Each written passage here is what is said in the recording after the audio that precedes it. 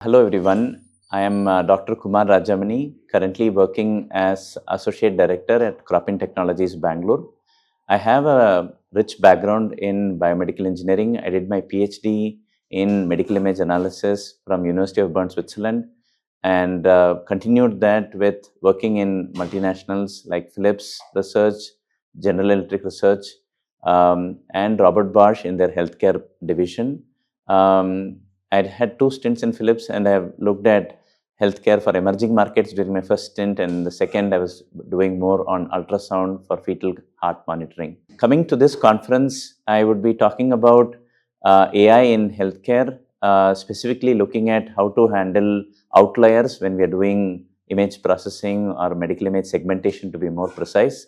This was a topic that I had guided my sister for her PhD, and I'm going to share our findings and what we were able to discover, how outliers need to be looked into, addressed, which is one of the important things. AI models can be adopted in healthcare practice, but if one doesn't know how it's supposed to work or how it behaves in outliers, can be detrimental in its usage in clinical practice. Coming to the last aspect of my experience being in Symbiosis, it's a great experience coming down to this place.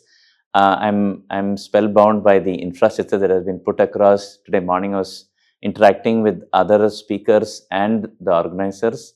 I think a lot of initiative has been taken to bring together engineers and healthcare professional under one roof. So I would congratulate the management of Symbiosis for having thoughtfully done that.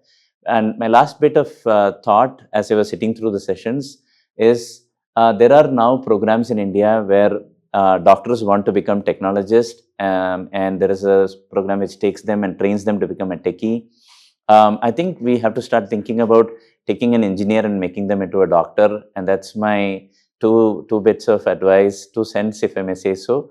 We have a lot of engineers, and a lot of engineers are clueless what should they do for this profession.